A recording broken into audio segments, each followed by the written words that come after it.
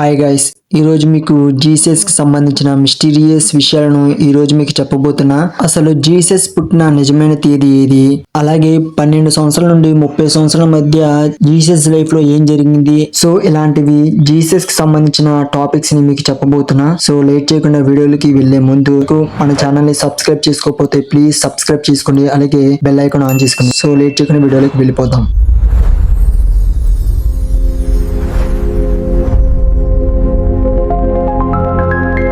ముందు మనం జీసస్ పుట్టిన రోజుని గురించి తెలుసుకుందాం. నిజానికి జీసస్ పుట్టిన రోజు గురించి ఒక మిస్టరీ దాగి ఉంది. అదేమిటంటే, సాధారణంగా యేసు క్రీస్తు పుట్టిన రోజు అనగానే మనందరికి వెంటనే గుర్తొచ్చేది డిసెంబర్ 25. ప్రపంచవ్యాప్తంగా క్రిస్మస్ పండుగను ఇదే రోజున జరుపుకుంటారు. కానీ చరిత్రకారులు, బైబిల్ పరిశోధకులు మరియు ఖగోళ శాస్త్రవేత్తలు ఏం చెబుతారంటే, జీసస్ నిజంగా డిసెంబర్ 25న జన్మించలేదు. ఆయన జన్మించిన సంవత్సరం మరియు తేదీ రెండు ఒక పెద్ద రహస్యమే అని అంటారు.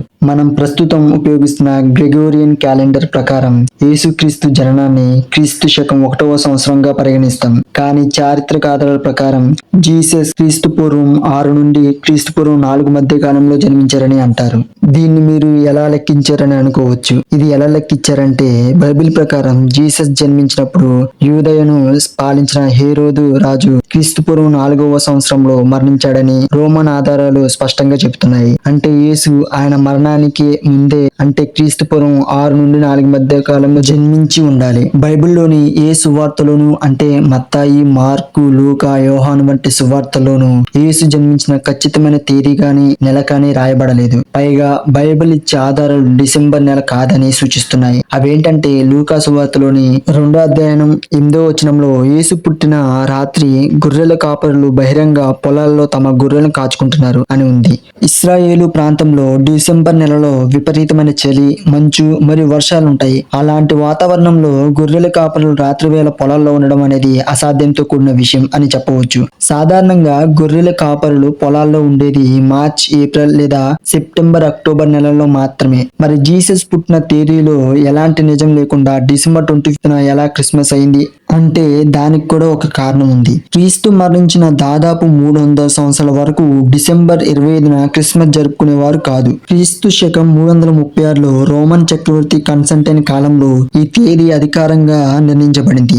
దీని వెనుక ప్రధానంగా 2 కారణాలు ఉన్నాయి. అందులో మొదటిది, ప్రాచీన రోమన్లు డిసెంబర్ 25న పునరుజ్జీవన పండుగను జరుపుకునేవారు. ఆ పగన్ పండుగకు బదులుగా లోకానికి నిజమైన వెలుగు అయిన క్రీస్తు జననాన్ని అదే రోజున జరుపుకోవడం ప్రారంభించారు. ఇక రెండో కారణం వచ్చేసి, ప్రాచీన క్రైస్తవుల నమ్మకం ప్రకారం యేసు సిలువ వేయబడిన రోజు మార్చ్ 25 రోజుని ఆయన గర్భంలో రూపుదిద్దుకున్నాడని నమ్మేవారు.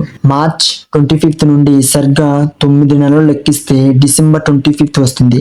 ఇలా 9 నెలలను ఎందుకు లెక్క పెట్టారని మీకు డౌట్ వచ్చి ఉంటుంది. ఒక సాధారణ మానవ శిశువు తల్లి గర్భంలో ఎదిగి జన్మించడానికి సరిగ్గా 9 నెలల కాలం పడుతుంది. జీసస్ పుట్టిన తేదీని కనుగొనడానికి సాధారణ మానవ గర్భధారణ కాలమైన 9 నెలలను ఆయన సిలువ వేయబడిన రోజు మార్చ్ 25కు కూడితే డిసెంబర్ 25 వచ్చింది. బైబిల్ రచయితలు క్రీస్తు ఎప్పుడు జన్మించాడు అనే తేదీ కంటే ఎందుకు జన్మించాడు అనే ఉద్దేశానికి ప్రాధాన్యత ఇచ్చారు. అందుకే ఆయన జన్మించిన ఖచ్చితమైన తేదీ మర్మంగా మిగిలిపోయినప్పటికీ వరల్డ్ వైడ్ గా డిసెంబర్ 25న క్రిస్మస్ గా జరుపుకుంటాం. జీసస్ కి సంబంధించిన ఇంకొక మిస్టరీ ఏంటంటే, యేసుక్రీస్తు చిన్నతనానికి సంబంధించినది. యేసుక్రీస్తు జీవితంలో 12 ఏళ్ల వయసు నుండి దాదాపు 30 ఏళ్ల వయసు వరకు ఏం జరిగిందని ఎవరికీ తెలియదు. బైబిల్లోని ప్రధాన సువార్తలలో కూడా స్పష్టంగా రాయబడలేదు. ఈ సంవత్సరాలన్నీ బైబిల్ అధ్యయనంలో the last years of Jesus, అంటే యేసుక్రీస్తు మౌన సంవత్సరాలు అని పిలుస్తారు. జీసస్ తన 12 ఏళ్ల వయసులో యెరూషలేము దేవాలయంలో పండితులతో మాట్లాడిన సంఘటన లూకా సువార్త 2వ అధ్యాయంలో 41-52 వచనాలలో తప్ప మళ్ళీ ఆయన 30వ ఏట బాప్తీసం ఇచ్చు యోహాను వద్ద బాప్తీసం తీసుకుని ప్రసంగాలు ప్రారంభించినప్పుడే బైబిల్లో కనిపిస్తారు. మిగిలిన 18 సంవత్సరాలు ఆయన ఎక్కడికి వెళ్లారో ఎవరికీ తెలియదు.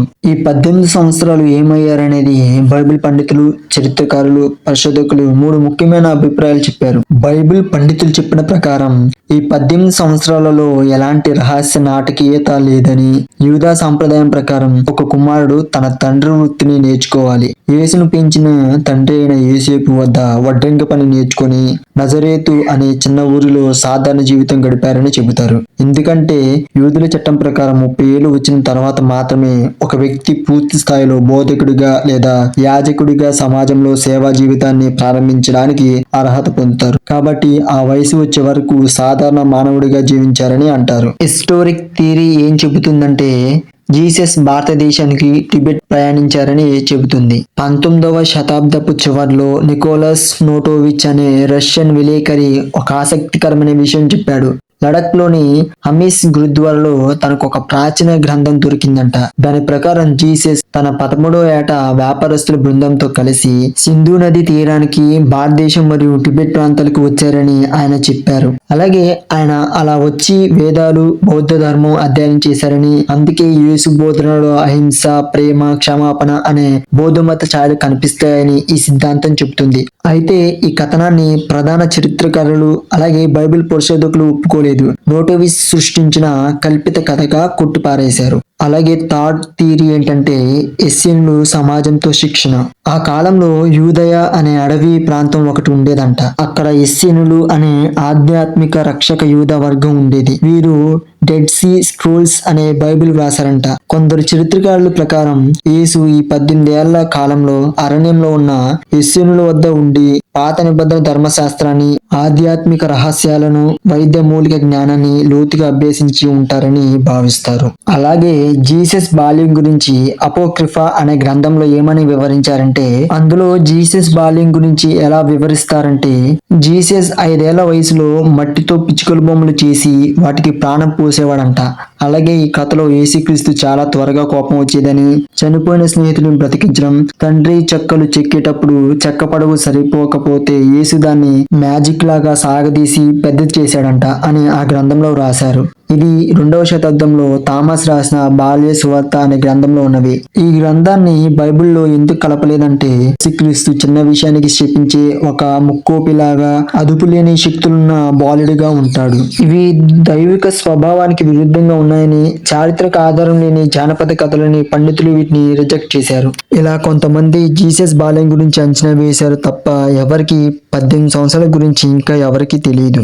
అలాగే జీసస్ గురించి తెలియని విషయాలలో ఎవరికి తెలియని ఇంకొక విషయం ఏంటంటే యేసుక్రీస్తు రూపం. నిజానికి ప్రపంచవ్యాప్తంగా అనేక చిత్రాల్లో యేసుక్రీస్తు రూపం గోధుమ రంగు జుట్టు, నీలి కళ్ళు, తెల్లటి చర్మంతో ఉంటుంది. అయితే చారిత్రక, పురావస్తు మరియు ఆంథ్రోపాలజికల్ ఆధారాల ప్రకారం యేసు రూపం దానికి పూర్తి భిన్నంగా ఉండేది. ఇప్పుడు మనకు కనిపించే యేసుక్రీస్తు చిత్రాలు అనేవి కేవలం ఊహించి గీసినవి మాత్రమే. నిజమైన రూపం అది కాదని చాలా మందికి తెలుసు. అయితే ఎందుకని యేసుక్రీస్తు రూపం ఎవరికి తెలియదు? బైబిల్లో కూడా దాని గురించి ఎందుకు రాయలేదు? క్రొత్త నిబంధనలోని 4 సువార్తలలో యేసుక్రీస్తు ఎత్తు గాని, చర్మం రంగు గాని లేదా ముఖ కవలికలు ఎలా ఉండేవి అన్న వివరణ ఒక్కటి కూడా ఉండదు. దీనికి ప్రధాన చారిత్రక కారణాలు ఉన్నాయి. ప్రాచీన యూద ధర్మశాస్త్రం ప్రకారం దేవుని రూపాన్ని లేదా ఏ మనిషి రూపాన్ని చిత్రం రూపంలో చేసి పూజించడం నిషేధం. బైబిల్లో రూపం వర్ణిస్తే ప్రజలు దానినే విగ్రహంగా చేసి పూజిస్తారని, అందువల్ల వర్ణించలేదని పండితుల అభిప్రాయం. అయితే యేసుక్రీస్తు రూపం అనేది ఇప్పుడే కాదు, యేసుక్రీస్తు జీవించేటప్పుడు కూడా కొంతమందికి మాత్రమే ఆయన్ని యేసు అని గుర్తుపట్టేవారు. ఎందుకంటే ఆనాటి సామాన్య గలిలయల ప్రజలలో ఒకరిగా ప్రత్యేకమైన తేడా ఏమీ లేకుండా సాధారణంగా ఉండేవారు. జీసస్ ని బంధించడానికి రోమన్ సైనికులు, యూదాధికారులు గుంపు రాత్రి వేళలో గెత్సేమనే తోటలోకి వచ్చారు. ఆ తోటలో యేసుతో పాటు ఆయన 12 మంది శిష్యులు కూడా అక్కడే ఉన్నారు. వాళ్ళందరూ ఒకే ప్రాంతానికి చెందిన వారే. ఒకే రకమైన సామాన్య యూదుల బట్టలు వేసుకున్నారు. అలాగే వీరితో యేసు కూడా అవే బట్టలతో శిష్యుల్లో కలిసిపోయారు. అందువల్ల రోమన్ సైనికులకు యేసుక్రీస్తు గుర్తుపట్టలేదు. అందువల్ల యూదా ఇస్కరియోతు 30 వెండి నాణేల కోసం యేసును శత్రువులకు పట్టించాడని బైబిల్ చెప్తుంది. ఇస్కరియోతు యేసు 12 శిష్యుల్లో ఒకడు. అయితే సైనికులకు అక్కడున్న శిష్యుల గుంపులో ఇతను యేసు అని ప్రత్యేకంగా చూపించడానికి యూదా ఇస్కరియోతు అనే శిష్యుడు సహాయం కావాల్సి వచ్చింది. యూదా ఇస్కరియోతు వచ్చి యేసుకు ముద్దు పెట్టుకుని సైనికులకు ఈయనే యేసు అని సంకేతం ఇచ్చాడు. అప్పుడు తెలిసింది ఆయన యేసుక్రీస్తు అని.